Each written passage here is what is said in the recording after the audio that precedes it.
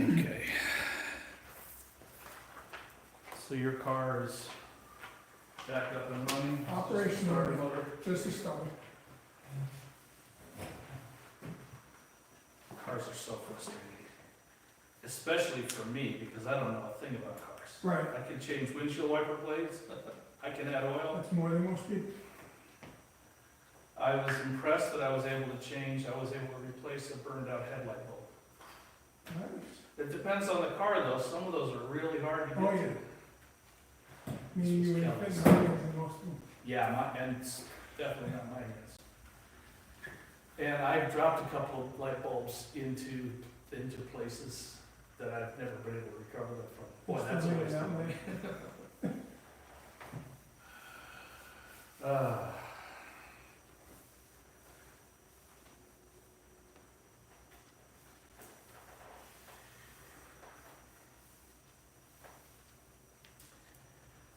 Well, for the sake of those people who are watching online, and for your sake and my sake, I'm going to talk about 2 Chronicles anyway. Sounds good. Whatever might come up. Because we're online, and I don't say this every week, but I should, because we're online, should anything come up in the room that we're talking about that maybe we don't want to put out over the internet, we will just close that down. Right. People who are watching online understand that might happen. It's usually my sister and brother-in-law who are joining us online. So Debbie and John, if you're watching, hello. Of course, we're not going to hear back from them. But every night she writes a post on Facebook, and she usually mentions that they were in Bible study. So Nice. I know whether they joined us or not. And where they live? After, 2 Okay. hours west of here, close to Binghamton. Okay. That's where I grew up. Debbie still lives in the house that we moved to when I was a teenager. Really? Yep. Nice. Barely recognize it. She's done so much. They've made so many changes in the house. And more changes to come, but still the same house. I think I was in 10th grade when we moved here. That was a minute ago. Couple of years. All right, where we ended last week, the king, in 2 Chronicles 22, King Ahaziah had been killed by Jehu, king of Israel, and there was no descendant of Ahaziah ready to take the throne. So Ahaziah's mother, Athaliah, saw an opportunity to seize power. And so she went out, this is the end of chapter 22, she went out and destroyed all the royal family of the house of Judah. So not only Ahaziah's sons, but any cousins, anybody who could put forth a claim to the throne in the absence of a direct heir. So she went around killing everybody she could get her hands on, but Ahaziah had a sister, so it doesn't really say. This could have been Athaliah's daughter, because Athaliah's son was Ahaziah, and this woman, Jehoshabeath, was the daughter of King Jehoram and wife of Jehoiada the priest and sister to Ahaziah. So Athaliah is in there somewhere. Whether Athaliah was her mother, that's a messed up family. That's a dysfunctional family. But we read that Jehoshabeath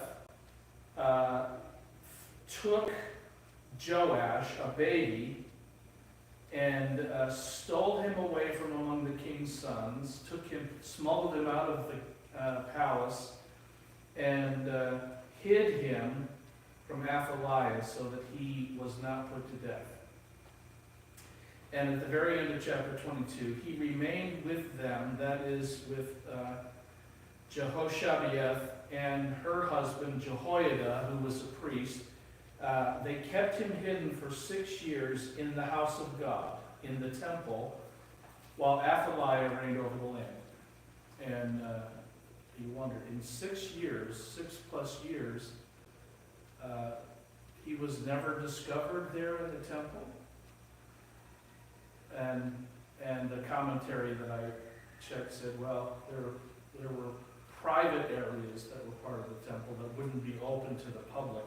And even so, Athaliah was not particularly a person who was particularly interested in being around the temple. Right. So they managed to keep him secret for 7 years. And that's where we pick up tonight. In the 7th year, chapter 23, Jehoiada took courage and entered into a covenant with the commanders of hundreds, Azariah the son of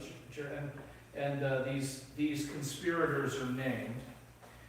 Verse 2, they went about through Judah and gathered the Levites from all the cities of Judah, the heads of the fathers' houses of Israel, and they came to Jerusalem. And Jehoiada the priest said to this gathering of Levites, he brought out Joash and said, this is the king's son. We've kept, I'm sure they told the story. We want to put him on the throne.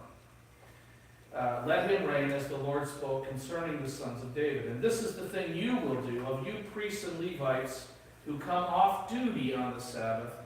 1/3 shall be gatekeepers, 1/3 shall be at the king's house, 1/3 at the gate of the foundation. And in other words, you are all going to form a protective guard around this boy. Kind of like the Secret Service. Verse 7, the Levites shall surround the king, each with his weapons in his hand, and whoever enters the house shall be put to death. Be with the king when he comes in and when he goes out. So Jehoiada the priest established this security detail around Joash. The Levites did it, and Jehoiada equipped these men with the spears and large and small shields that had belonged to King David's, which were kept in the house of God. So, when everything was ready, verse 11, they brought out the king's son, they put the crown on him and gave him the testimony,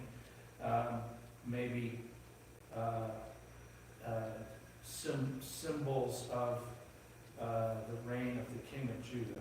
And they proclaimed him king, and Jehoiada and his sons anointed him, and they said, long live the king. And Athaliah heard the noise of it. Somehow, for 7 years, she had been kept in the dark. Very successful conspiracy. Now, was she ruling in that time? She was ruling it as king because there was no king. So she was somehow in charge, but obviously had not done a very good job of it. When she went to see what this commotion was. She looked, and there was the king, this 7-year-old boy, standing by his pillar, but with a crown on his head, and everybody was beside him and around him. Citizens were rejoicing, blowing trumpets, singers, musical instruments in celebration. And Athaliah flipped out. She tore her clothes and she cried, treason, treason. Jehoiada the priest brought out the captains and said, arrest her and take her out of the temple. And she's not to be, and then anybody that follows her, anybody who sides with her, execute them. And the priest said, do not put her to death in the house of the Lord. So they took her outside and they put her to death there. So Athaliah is finished. Joash, I'm sure Joash, a 7-year-old boy, had very little to do with any of this. He was the child king. But all of this is happening around him. There goes his grandmother to be executed. Now, he probably never even knew his grandmother because they had kept him away from anybody that would recognize him and take word back to So Joash is king, but really it's Jehoiada acting as regent who is governing in the name of the king. And Jehoiada then, in the king's name, sets out to institute reforms in Judah. And he does a great job. He set about to abolish idol worship. The house of Baal tore it down. Altars and images broken in pieces. They killed the priest of Baal. And Jehoiada led the priests and Levites to restore worship in the temple. And all the people were, verse 21, all of the people of the land rejoiced, and the city was quiet after Athaliah had been put to death. So it's a pretty dramatic, I guess we would call this a coup, except the person they put in power was the rightful king. Now, Jehoiada being a priest, was that the first time that they had like almost the right leader, like somebody spiritual in the king position? Maybe not the first time. There had been some kings that were good, some Good, bad. but I mean, but him being a godly. priest and coming from like trying to rule it the right way, Yeah, having a little less was it work. Jehoram we read this last week. Jehoram sent out religious educators throughout the kingdom. Right. So he probably would have been a king that we would say was doing things the right way.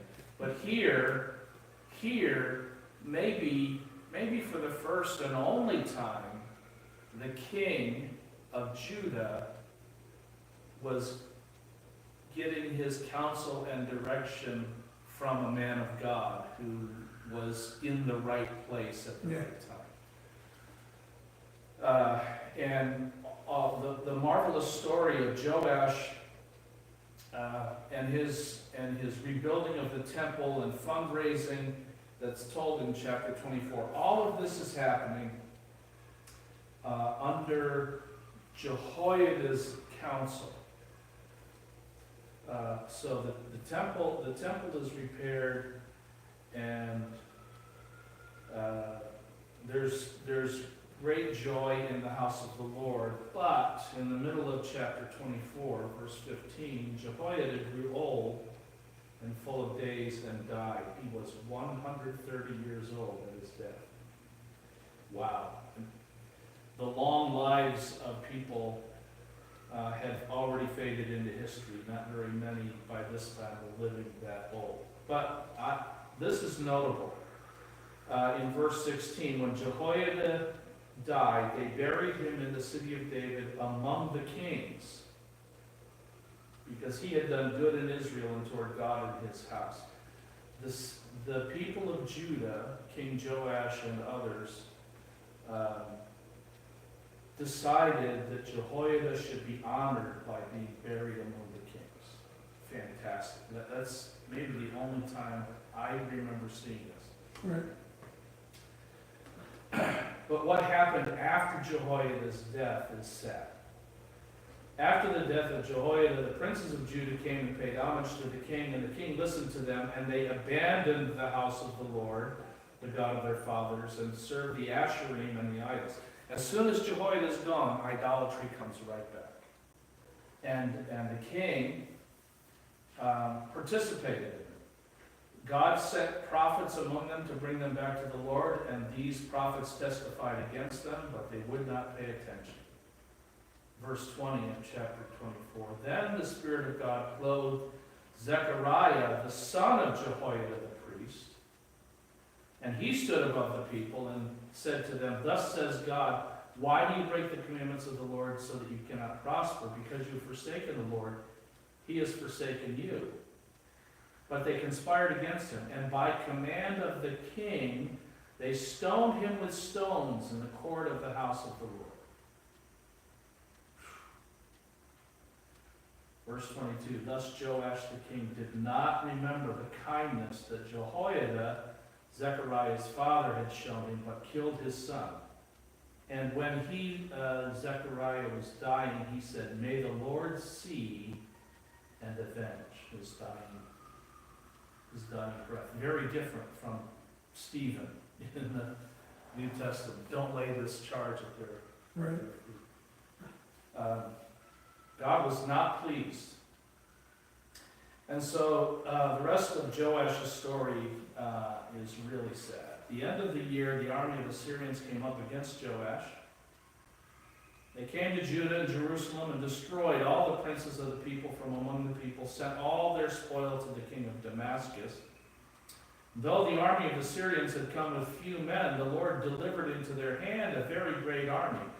God can give you victory, or God can deal you defeat.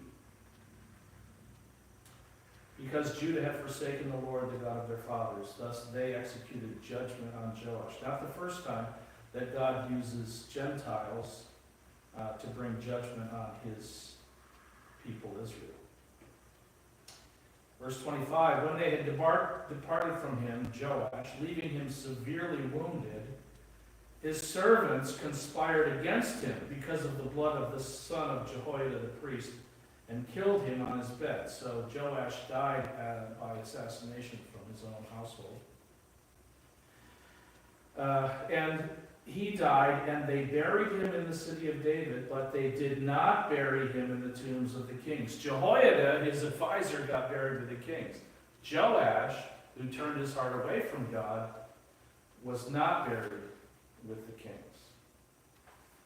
And then Joash's son Amaziah became king in his place. 25, chapter 25. Amaziah, son of Joash, sets out. The first thing we read about him in verse 2 is he did what was right in the eyes of the Lord, yet not with a whole heart. That's an interesting comment. He did right in the eyes of the Lord, but not all the way. I'm not sure where the exceptions could be seen. The first official act he did was, as soon as the royal power was firmly his, he killed his servants who had struck down the king his father. So that was justice. But he did not put their children to death, according to what is written in the law in the book of Moses, where the Lord commanded, fathers shall not die because of their children, nor children die because of their fathers. Each one shall die for his own sin. So here he showed justice and mercy.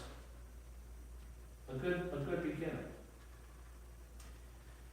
Amaziah assembled the men of Judah, set them by fathers' houses. He took a census of his fighting men and found that they were 300,000. I remember last week we saw one of the previous kings had an army of 1,300,000. So Judah has been decimated over these decades of wars and bad leadership. So he saw that he had 300,000 men fit for war, but he wanted more soldiers, and so he hired, verse 6, 100,000 mighty men of valor from Israel, from the neighboring kingdom to the north. But a man of God, verse 7, came to him and said, O king, do not let the army of Israel go with you, for the Lord is not with Israel. Go, act, be strong for the battle. Why should you suppose that God will cast you down before the enemy? For God has power to help or to cast down. And Amaziah said to the man of God, what do we do about the 100 talents that I've already paid for these soldiers? The man said, the Lord is able to give you much more than this. Let the money go. Send them home. Then Amaziah discharged the army that had come to him from Ephraim to go home again. And they became very angry with Judah and returned home in fierce anger. Now, I'm thinking, hey, you were paid a huge sum of money to come and fight. You're going to keep the money and not have to fight. Nobody's going to die. Right. Go home and take your money. The easiest 100 talents of silver you've ever made. But they were not happy. They wanted to fight. So Amaziah took courage, led out his people, went to the valley of Salt. I'm imagining around the Dead Sea. Struck down 10,000 men of Zer. And the men of Judah captured another 10,000 alive. But look at what they did. They took them, prisoners of war, to the top of a rock and threw them down from the top of the rock, and they were all dashed to pieces. So they murdered the prisoners of war. It doesn't really sit that well with me. I know from history, one of the most horrible things that happened during World War II was what the Japanese did to the prisoners of war they captured in the Philippines. That Bataan Death March, you probably have read. Yeah. I think there wasn't 10,000. I mean, that was horrible. I'm not saying it wasn't, but this is pretty awful. These men didn't die in battle, they surrendered. And then they were brutally executed. And throughout history, we look at those things, those atrocities, we call them atrocities, right? Here's an atrocity. I'm not sure that that's what God directed. It's maybe what is meant when it says he did what was right in the eyes of the Lord, yet not with a whole heart. Maybe that was part of the exception to him.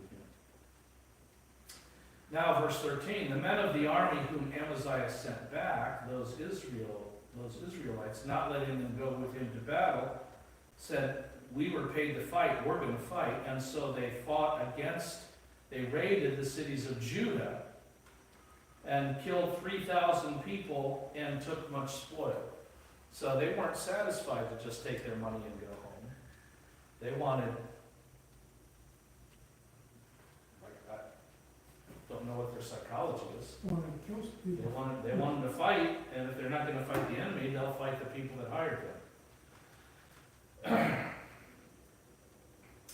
So after Amaziah came from striking down the Edomites, he brought the gods of the men of Zer and set them up as his gods and worshipped them. So here obviously is where Amaziah was not following after God with his whole heart. So the Lord was angry with Amaziah, sent to him a prophet who said to him, why have you sought the gods of a people who did not deliver their own people from your hand?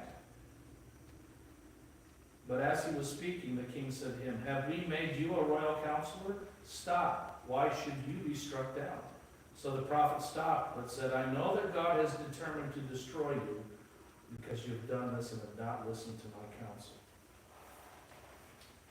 So Amaziah, king of Judah, took counsel and sent to Joash, the son of Jehoahaz, the son of Jehu, king of Israel. Jehu was the very king that had killed his grandfather. And said, let's have a face-to-face meeting, verse 17. Joash, the king of Israel, sent word to Amaziah, king of Judah, a thistle on Lebanon sent to a cedar on Lebanon, saying, this is an insult. A thistle sent a message to the cedar tree. This little annoying thistle sent a message to this mighty cedar tree saying, let's speak like equals. This is a way for Joash, the king of Israel, to scoff at Amaziah. And so Amaziah would not listen to what Joash, king of Israel, was trying to say to him, stay away, we're not going to we're not going to be friends. If you insist, this is not going to go well for you. But verse 20, Amaziah would not listen, for it was of God, in order that he might give them into the hands of their enemies, because they had sought the gods of Edom. Amaziah's idolatry is going to make the whole nation pay. So Joash, king of Israel, went up, and he and Amaziah, king of Judah, faced one another in battle. And Judah was defeated by Israel, and every man fled to his home. And Joash, king of Israel, captured Amaziah, king of Judah, the son of Joash, son of Ahaziah, Beth-Shemesh, brought him to Jerusalem, and broke down the wall of Jerusalem for 400 cubits, 600 feet, from the Ephraim gate to the corner gate. And he seized all the gold and silver, and all the vessels that were found in the house of God in the care of Obed-Edom. And he seized also the treasuries of the king's house, also hostages, and he returned to Samaria. But he left Amaziah alive and in ruin. And he survived longer than Joash, the king of Israel, did. In fact, 15 years after the death of Joash. But he had essentially bankrupted his king.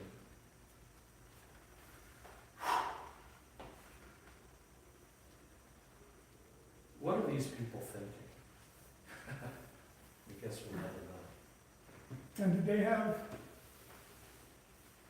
like we have these history books, did they have, well, it keeps saying like, Yes. it's written in Mhm. books of this. So there would be scholars who would have access to these histories, but the common people wouldn't.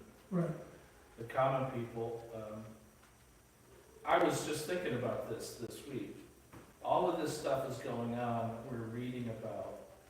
Most of this intrigue and these decisions, these are made, it's not like today where we know tonight what happened in the White House earlier today. Right. This stuff is happening in the halls of power, and the common man is out plowing his field every day, and he doesn't know a thing about what's going on. Right. What he's noticing is, was there rain today? Was there sun today? It could be 6 months and there's a different king and he Yes, doesn't even know and- it until. And I'm thinking, how do these people so easily fall into idolatry? Well, there aren't churches on every street corner like there are in our society, our culture. And these people, for the most part, are poor, agricultural-based people. Most of them barely educated, if at all. Still probably very primitive conditions. And every once in a while, somebody comes through town on a horseback with a sword or a spear, says, all right, I need you and you and you, come with me. And they'll go out to battle and they'll die or they won't die, and nobody even really understands why. I'm afraid that that's probably what it was like to be an average citizen in the land of Judah or Israel during these years, not knowing, I don't even know who the king is. Right. So, and this is tragic because this is not what God wanted for his people, not what he intended for his people. I talked about this on Sunday. God said through Moses, you're going to be my people. You're going to be a people for my own possession. You're going to be different than the people around you. You're going to be a holy nation, a royal priesthood. And all of you are going to know me. In the first 40 years after coming out of Egypt, everybody in the nation could look and see the visible manifestation of the presence of God, that pillar of fire at night, the cloud by day. And all they had to do was look and see, God is with us. God is with us. And they still turn away from him. And it's so astonishing but every time I start to think about how could they have fallen so far so fast, as soon as I start to think about that, I immediately, it comes back around to us now. How do we fall so far so fast? How do people my age or a little bit older say, my kids, as soon as they got to be adults, left church and haven't been back? And now my only hope is that I can get my grandkids to come to church. And even Kelly and I, we say, our middle son won't have children, and we say, we're kind of glad that he's chosen not to have children, because he's not going to come to church, and he's not going to bring his children up in the way that we brought him up. And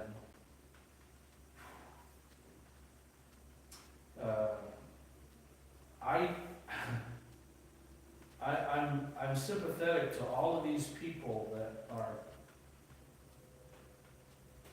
are the multitude that are affected by these bad kings and their horrible decisions, and they're affected, and they have really no choice in that.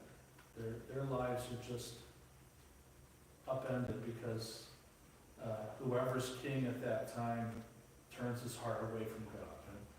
And maybe every now and then we have a king who is a good king, and he restores some of what we've lost. But for the most part, whether you're in the northern kingdom of Israel or the southern kingdom of Judah,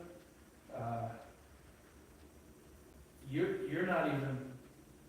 don't even have a chance to participate in the worship of Jehovah God, because nobody's telling you about it. And the only thing you're seeing is idolatry and pagan worship. And if that's what you grow up with,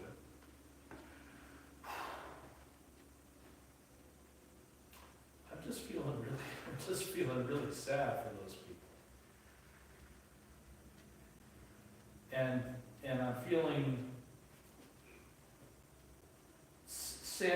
Samuel said, when the people demanded Samuel, give us a king, and Samuel went to God, and God said, Samuel, they're not rejecting you, they're rejecting me.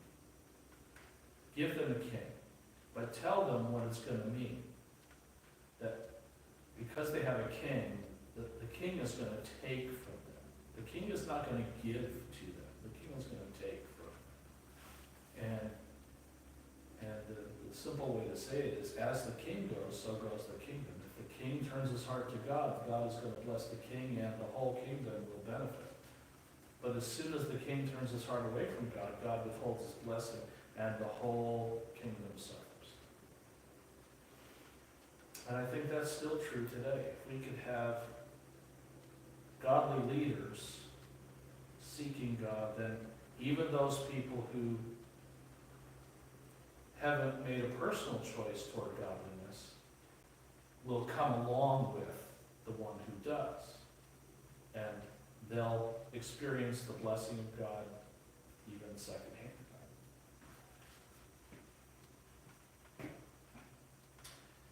I'm so glad we're almost done. I'm so glad we're almost done with this section of the Bible. It's just, it's heavy. Up and down, up and down. It's heavy, and more down than up. Yeah. Yeah, just heavy. All right. Amaziah is dead, and Uzziah, his son, becomes king. And Uzziah, I think you sent this to me. Uzziah reigned 55 years. He started as king when he was 16. And he started out, and verse 4, he did what was right in the eyes of the Lord, according to all that his father Amaziah had done, and better, because Amaziah didn't do all that great. But he did better. He set himself to seek God in the days of Zechariah, who instructed him in the fear of God, and as long as he sought the Lord, God made him prosper. That's an important statement right there. As long as he sought the Lord, God made him prosper, and along with him, the kingdom. He had victory against the Philistines. He had victory against the Arabians. He had victory against the Ammonites. He restored broken cities. He strengthened the defenses of the cities that were in Judah. Verse 10, he built towers in the wilderness. He cut out many cisterns where he had large herds. And he had farmers and vine dressers in the hills and in the fertile lands where he loved the soil. I'm thinking, what was the CCC that helped bring our country out of the Great Depression? Conservation Corps? Civilian Conservation Corps under President Roosevelt. They did all of these civil engineering projects. And he's not just strengthening fortresses and building defenses, he's installing infrastructure in the land, wells, and providing for good water and agriculture. So he did a great job in his kingdom. His army was well equipped. Verse 15, it says, in Jerusalem he made machines invented by skillful men to be on the towers and the corners to shoot arrows and great stones. So he had the military-industrial complex going full strength, catapults and massive crossbows and whatever else. And his fame spread far, for he was marvelously helped until he was strong. And then verse 16, but when he was strong, he grew proud to his destruction. For he was unfaithful to the Lord his God, and entered the temple of the Lord to burn incense on the altar of incense. But Azariah the priest went in after him with 80 priests of the Lord who were men of valor. And they withstood King Uzziah and said to him, it is not for you, Uzziah, to burn incense to the Lord, but for the priests. He got full of himself, and he said, I'm going to go and I'm going to worship God my way. And It's amazing that, you see those guys, they turn towards the Lord, yeah, everything goes good. They go their own way, and it comes down. And only David, Solomon, small A name from last time, the other guy who we thought, Asa? right? Yeah, Asa, that they Hezekiah, turn back. Yeah, yeah, You understand you're living your life yeah, for God, you screw up a little bit. yeah. Smart man goes, wait a second, Mhm. Where did I go wrong? I went back to drinking and everything Yeah. went back to garbage. Yeah. Maybe if I turn back to God, and those three men, and I'm sure there's more, but those Yeah. three men turned back to God and their kingdoms came back. But everybody else, it just keeps riding the roller coaster down. Yeah, they don't see. If it's pride, that makes them not be able to. Here, Uzziah's pride got into trouble. The priest told him, you can't do this, and Uzziah was angry.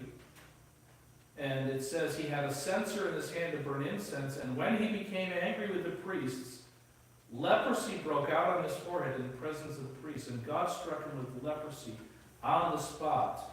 And verse 21, King Uzziah was a leper to the day of his death.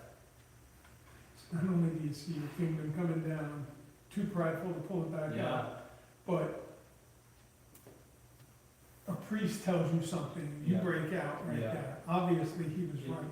In God's house, with the things, with the holy things, and he is angry at the priests, and God says, okay, And he's a leprosy for a while. a long time. So you're too prideful that your kingdom's going to garbage. Man, a priest in the house of God tells you something that you disagree with. Yeah. You break out with leprosy. Obviously, he's right. Obviously, your things, and you keep going your way. Uzziah, there's nothing in here that says Uzziah repented. No. And so he lived out his days under that horrible judgment. And it's a long, slow. Yeah. He, being a leper, lived in a separate house. He was excluded from the house of the Lord. Jotham, his son, was over the king's household, governing the people of the land. Uzziah slept with his fathers, and they buried him with his fathers in the burial field that belonged to the kings, not in the tombs of the kings, for they said he is a leper, and he couldn't even be buried with honor. Jotham, his son, became king. Chapter 27. Jotham did what was right in the eyes of the Lord according to, this is a short chapter. I talked about this on Monday morning in the teacher devotions. He did what was right in the eyes of the Lord according to all that his father Uzziah had done, except he did not enter the temple of the Lord. Well, we might say that was not a good thing. But thinking about what his father had done and what it cost him, Jotham maybe said, I had better not go to the temple. That's where my father was struck with leprosy. Maybe I had better keep out of God's way. And I will leave that to the priests. He did what was right in the eyes of the Lord, according to all that his father Uzziah had done when Uzziah started out. He fought, verse 5, he fought with the king of the Ammonites and prevailed against them. And the Ammonites, because they were defeated, gave him 100 talents of silver, 10,000 cores of wheat, 10,000 of barley, and they paid him the same amount in the second and in the third years, tribute. So Jotham became mighty because he ordered his ways before the Lord his God. And that's another powerful statement that I want to remember. He became mighty because he ordered his ways before the Lord his God. He was 25 years old when he began to reign. He reigned 16 years in Jerusalem, and he slept with his fathers. They buried him in the city of David, and Ahaz, his son, reigned in his place. Uzziah started out well and messed up and died a leper. Jotham did well and then Ahaz, his son, chapter 28, became king when he was 20, reigned for 16 years. And he did not do what was right in the eyes of the Lord, as his father David had done. But he walked in the ways of the kings of Israel. Listen to this. He made metal images for the Baals. He made offerings in the valley of the son of Hinnom. And, maybe worst of all, he burned his sons as an offering, according to the abominations of the nations whom the Lord drove out before the people of Israel. He sacrificed and made offerings on the high places and on the hills and under every green tree. How did Ahaz go so wrong? It doesn't give us any information about why he chose to go the way he went. Uzziah, his grandfather, I'm sure he would have known about his grandfather and his story. He was 4 when he died. Yep. Jotham tried and experienced blessings, and God blessed him and the kingdom under him. So how did Ahaz go so wrong? Therefore, verse 5, the Lord his God gave him into the hand of the king of Syria, who defeated him, took captive a great number of his people. Pekah, the son of Remaliah, killed 120,000 men from Judah in one day, if the army had been around 300,000 for the last couple of kings. he lost over a third of his army in that campaign against Israel.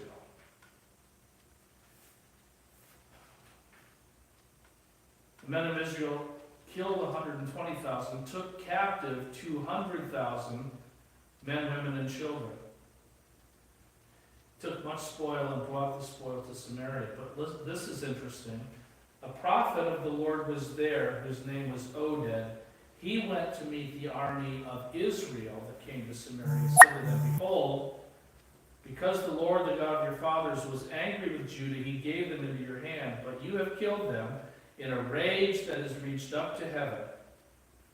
And now you intend to subjugate the people of Judah and Jerusalem, male and female, as your slaves. Have you not sins of your own against the Lord your God? Now hear me, send back the captives from your relatives whom you have taken, for the fierce wrath of God is certain upon you. Now, sometimes when prophets bring a message like this, it angers. This time, there were some men of wisdom who said, yes, we had better do what the prophet said. So, they took their captives, and with the spoil that they had taken, they clothed all who were naked among them, clothed them, gave them sandals, provided them with food and drink, anointed them, and carried all the feeble among them on donkeys, and they brought them to their kinsfolk at Jericho, the city of palm trees. They didn't send them home, they escorted them back home safely. For once, the message sent by God through a prophet was heeded. Now Ahaz sent to Assyria for help, for the Edomites had again invaded and defeated Judah and carried away captives, and the Philistines had been making raids, and so Judah, Ahaz sent for help to Assyria, and verse 20, Tiglath-Pileser, king of Assyria, came against him and afflicted him instead of strengthening him.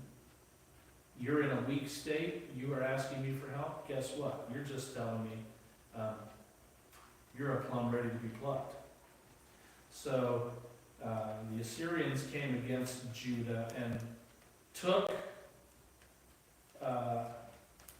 from Ahaz and gave to Assyria. But even giving tribute to the king of Assyria did not help Ahaz's cause. So, verse 22, in the time of his distress, Ahaz became yet more faithless to the Lord. He sacrificed to the gods of Damascus that had defeated him. And here was his rationale. Because the gods of the kings of Syria helped them, I will sacrifice to them that they might help me. They were the ruin of him and all of Israel.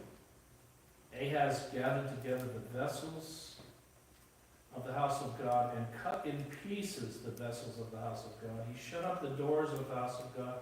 He made himself altars in every corner of Jerusalem. And Ahaz slept with his fathers, and they buried him in the city in Jerusalem, where they did not bring him into the tombs of the kings of Israel.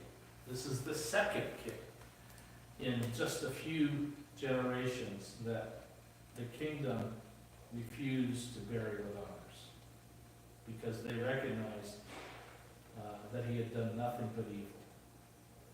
However, he had a son whose name was Hezekiah. And just like that, the teeter-totter swings again. Chapter 29. Hezekiah began to reign when he was 25. He reigned 29 years. And he did what was right in the eyes of the Lord, according to all that David his father had done. Starting with, in the very first year of his reign, in the very first month, he opened the doors of the house of the Lord and repaired them.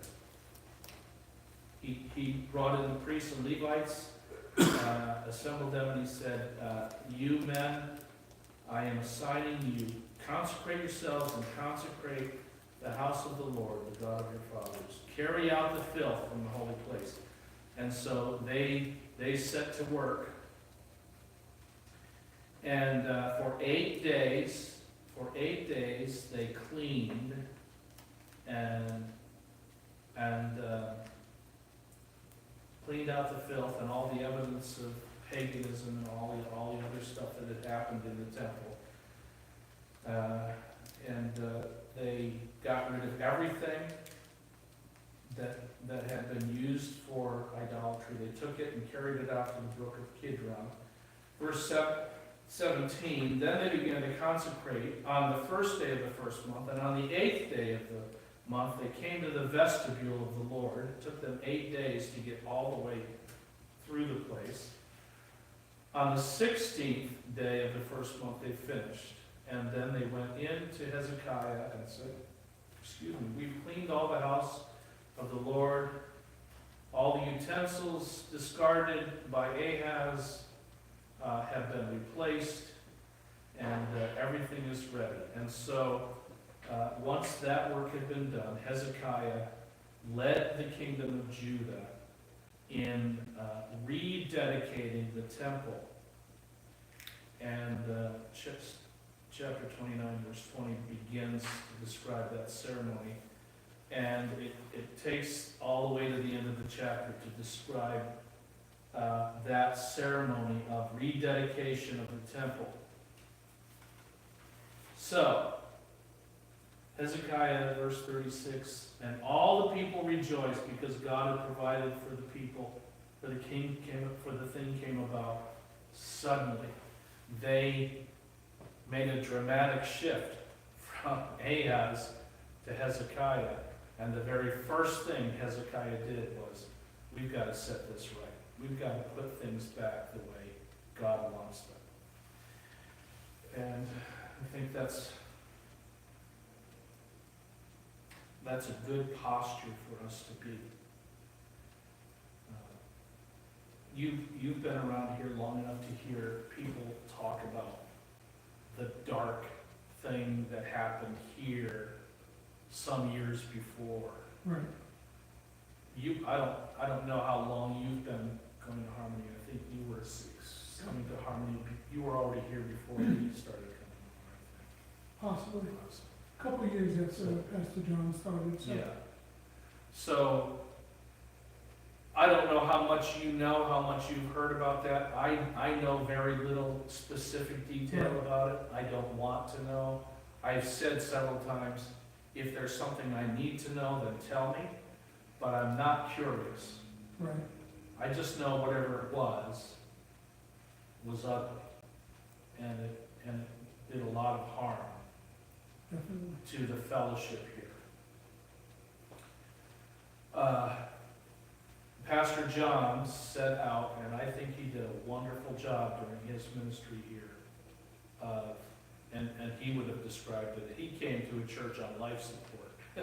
Right. And he really helped. God used him to nurse this church back to a place of spiritual health. Not completely well, but out of the catastrophic condition that he found it in. And my feeling about this has been, look, we are standing here in a church that has 50 plus years of history, not all of it good. When we look around us and we hear people talk about harmony, we recognize that we have not always had a good reputation in the Christian community or in the community period. If there's a mess, I can't just say, well, I didn't make it. I didn't make it. Right. But there's still a mess. Somebody's got to clean it up. So we may not have had anything to do with making this mess, but it's now our mess to deal with. So are we going to just leave it, or are we going to try to clean it up? And I think that's the situation Hezekiah found himself my father made a terrible mess of things. And perhaps Hezekiah had been watching. Maybe he was learning from watching his father's decision-making and remembering what other kings. And maybe there was, we don't know, but maybe there was somebody like Jehoiada who helped Joash in his early years. Maybe there was somebody like that for Hezekiah who God used to give him advice that Hezekiah heeded. Whatever, Hezekiah started out and, for the most part during his life, stayed faithful to God. He did make some mistakes, and we'll look into that more next week. Because there are still a couple more chapters to go with Hezekiah before the end of his reign. But he stumbled across the finish line at the end, like so many others. And as we see next week, his son, who followed him, might very well have been the worst of all of them. How can this happen in the span of one generation, from a good, godly, trying to do what is right in the sight of God, to someone who seems like they're hell-bent on doing exactly the opposite? And I wonder how much of that our spiritual enemy is involved in.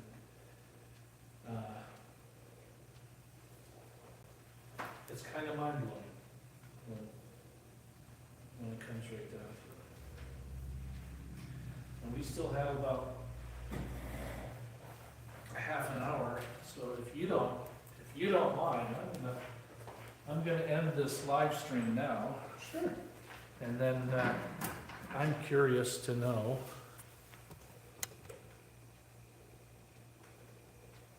Okay, that's ended.